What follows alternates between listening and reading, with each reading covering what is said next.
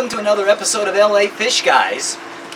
It's been a long time since there's been a video, at least the current one, namely because things are slow. I'm sure they're slow all over. In fact, today's episode is about how I'm trying to get prepared for that big rush when it finally comes. So let's get the van unloaded and talk a little bit about what we saw at the wholesalers today. So we bought ourselves lots of fish today. We also got ourselves a bunch of sand for another job.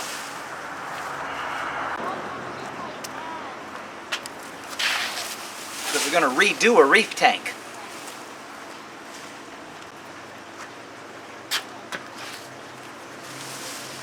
And we're not going to go with live sand this time.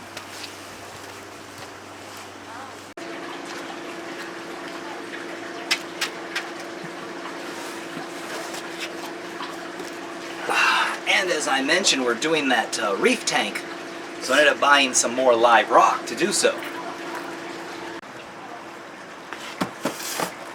So in addition to fish, we also picked up frozen fish food. Need to get that in the freezer right away.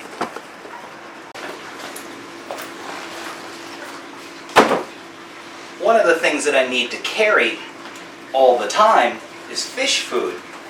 In this case, frozen fish food, in addition to the flake food. But the frozen fish food obviously has to stay frozen. And I don't have a separate freezer for this. So it's kept in here with the regular food. Unfortunately, there's not that much room for all of it to go together. So slide on over tamales and flatbread pizzas. Here comes some frozen fish gumdrops. And as I mentioned, the flake food as well. And so in addition to aquarium service, I can offer livestock, a variety of flake and frozen foods, along with a wide assortment of replacement parts. So if you can afford the initial investment, it's a unique little profit center that makes your service towards the customer more valuable. And did I mention frozen food? What we brought home earlier was gumdrops, variety gumdrops. Basically anything ranging from vegetable matter to krill to squid. I think there's bloodworms in there, as well as brine shrimp. What we've got here is mysis shrimp. And the other stuff that I didn't need to pick up today would be krill or squid, the big flat packs, for those of the bigger, more aggressive fish. Those bigger fish being puffers, eels, large tangs, large butterflies, triggerfish, and the larger angelfish.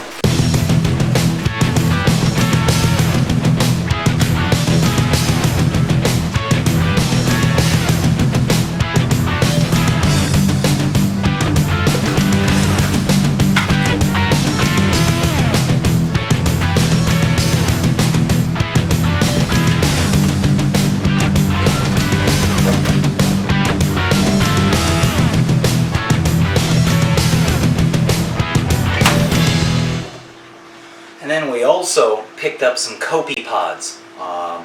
Kind of makes you crazy buying this bottle, and I don't know if you can see, but for all intents and purposes it doesn't appear to be anything in there except for those guys at the bottom. And because this has been held in a cold environment, they're all sitting at the bottom. So this bottle, which you probably could pay upwards of $25 for, seems like a real rip-off or a waste. But the reality is that those little Copepods are going to populate the bottom of the tank, and in the case of seahorses or something like that, this is very beneficial to have in the tank. We're going to keep these in the refrigerator. We need to make sure to pop that little lid. We're not trying to empty it, we just need to allow air in there, because today is Thursday, and I'm not going to take 2 of these bottles out until next week Tuesday. And if they're sitting in the refrigerator, notice I said refrigerator, not freezer. In the refrigerator, it's still cold. These things slow down metabolism-wise and sit clear at the bottom right there. And so we need to keep the little lid open to allow air in there so that they'll stay alive. So in addition to my own seahorse tank, I have 2 service customers who both have seahorse tanks as well. I can provide these Copepods to these customers as well as myself and help build up some of the items that the seahorses would feed upon within the tank. Reef tanks can also benefit from these type of Copepods. Looks like the Copepods are battling for space in there with the salsa and the mayonnaise. And since we're in there and it's the end of the day, it's Miller time, or in my case, Frappuccino time. Ah! It's the tail end of August, and so it's around 100 degrees here in LA. So it's a well-deserved break and a tasty little treat.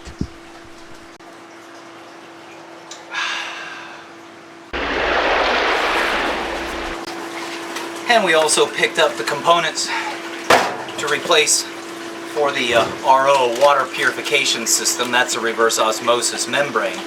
It'll go into that cylinder that we've got hanging on the side of the wall there. And again, this is the pre-filter. One is a spun wool cartridge for trapping sediment. The other one holds carbon, removes colors and odors, in particular chlorine, which is what negatively affects the RO membrane.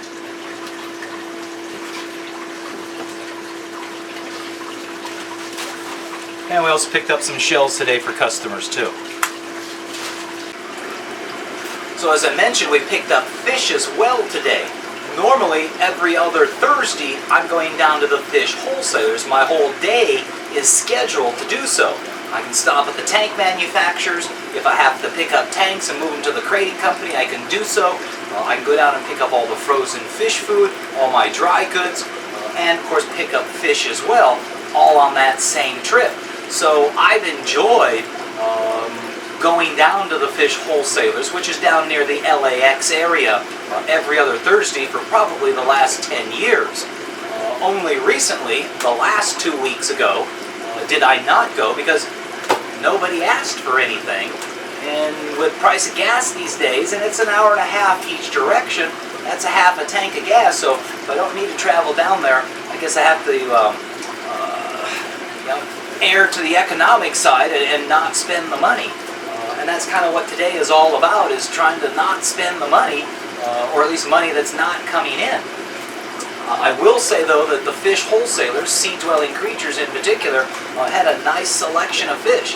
I was able to find everything that I was looking for, or that the customers had asked of me to get.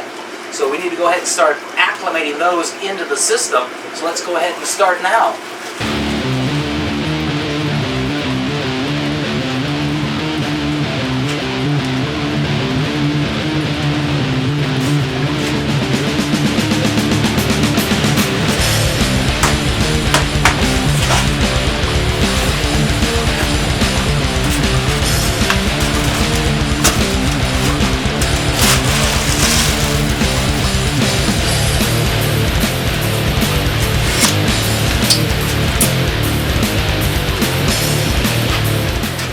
For me, a lot of the stuff is bread and butter. Royal Grommas are good sellers and good lookers in the tank too.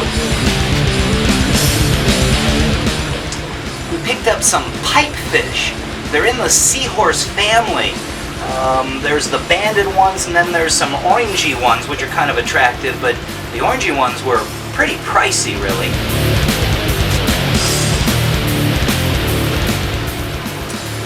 Clownfish you gotta be real careful with. Most wild-caught ocellaris clownfish, if they don't already have Brucnella, which is a bacterial infection, I believe, that's specific to clownfish, you'll be lucky. So I would really encourage you to look for tank-raised clownfish. Ocellaris, which would be the common Nemo. The ones I like are the Perculas. They're a little more expensive, but I haven't seen those really available in a while, and they too are usually wild-caught and subject to Brucnella.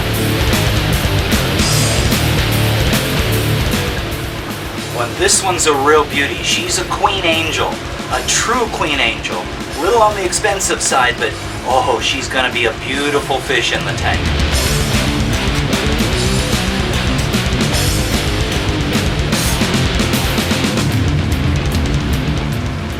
Powder blue tang, kind of a bossy fish in the tank.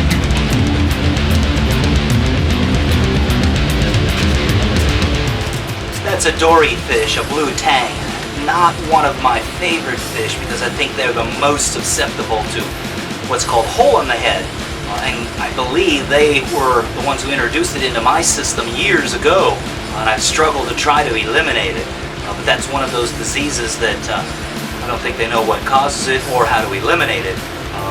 Just over time, it just eats away at the fish, up in particular, up around the forehead and along that lateral line. Tangs and angels are the ones that are most affected by it. Isn't a fish that I would normally pick up, but a customer requested it.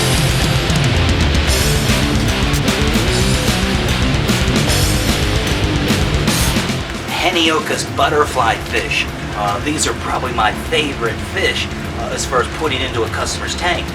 They're very active.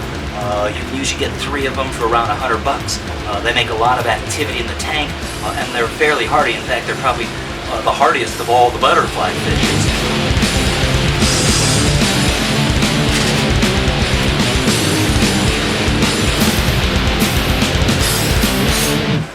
So we'll go ahead and let those fish acclimate to the system, and then we'll release them in about a half hour. As I mentioned, things are slow. Things are slow all over the place. Haven't produced any videos for a little while, but there are some that are already in the works.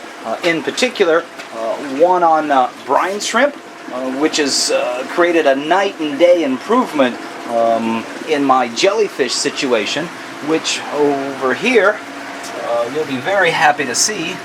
Lots of jellyfish. Again, decapsulating the brine shrimp was a big key to the success of bringing through a large number of jellyfish. So we also have some live rock cooking, meaning this is live rock that came out of someone else's tank previously, most likely due to an algae problem. I've had it in this container now for months. Typically that container's got a lid over the top of it so no light gets in there. You can see that it's lightly aerated. The whole idea is to starve whatever algae have grown on that rock of their light, and in turn that algae dies off. That way I can continue to use the live rock because it was kept in salt water the whole time and aerated, and use it again in another tank. We are going to supplement it though with some live rock that we just purchased here. I've got a couple more boxes in the van. This is really nice stuff. That'll also be an episode down the road. And if I didn't mention it, there's another episode on seahorses along with garden eels. That's right, garden eels. And we've retrieved back both of our large jelly aquarium display systems. One of them we had refurbished and used for a trade show. Another one we lent out to a local retail store to use, but they kind of abuse the system. I mean, it's absolutely filthy condition, and they stole the damn water pump off of it. So I guess you'd have to question of late my ability to select friends if you take into mind the Texas situation and this Jelly Aquarium demo situation. Goodness gracious. So I'm sure, like everyone else, times are a little tough. Things are a little slow.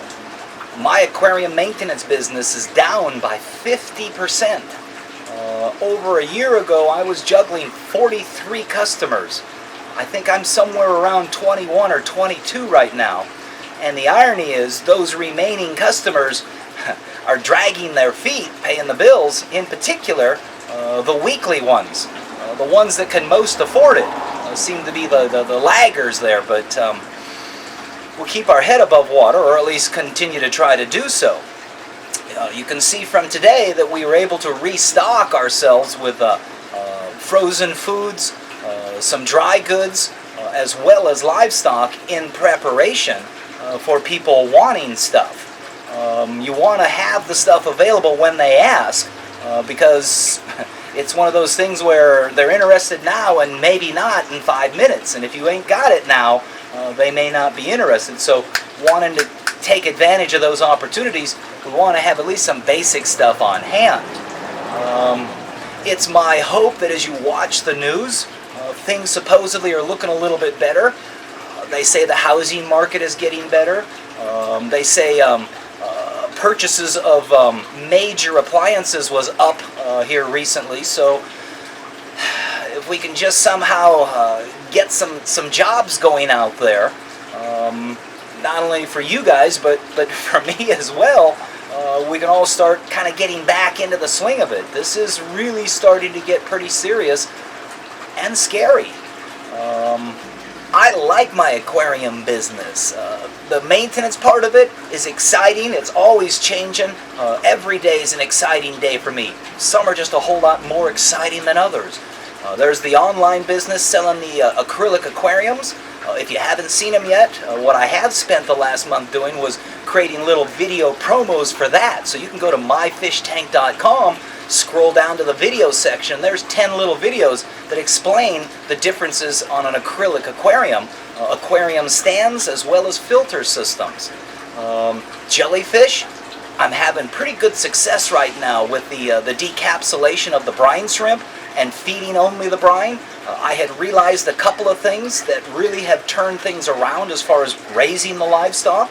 A night and day difference. As a matter of fact, Tropical Fish Hobbyist magazine is not only going to be running an article on jellyfish, but there'll be an advertisement for Jelly Aquarium in there. But yours truly has authored a second article for that magazine on how to decapsulate, or let me, better yet, the advantages of decapsulating brine shrimp, which again is night and day.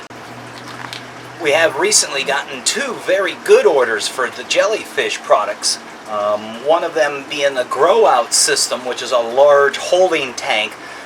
This one going to a university in Florida, so the fellow's going to do some research on ctenophores, or what are also called comb jellies. They're those clear ones that have the ridges of silica hairs down the sides, and they beat those silica hairs, which is how they move through the water, but it looks like a prism light show, like a UFO coming in for a landing. Those are ctenophores, so that should be quite exciting. Also got a order out of the blue from a former service customer of mine, an LA sheriff, a deputy sheriff. So we're going to be putting a mini jelly aquarium together in his place, and he's allowed us to film it, so that'll become an episode. In fact, we may even go so far as to call that the law enforcement episode. Let's all hope that things are on an upward trend, and that by the first of the year, people will start having a little bit better feeling about things. So, don't want to get overwhelmed, and certainly not going to get drowned out by it. So, all I can say is just keep moving forward.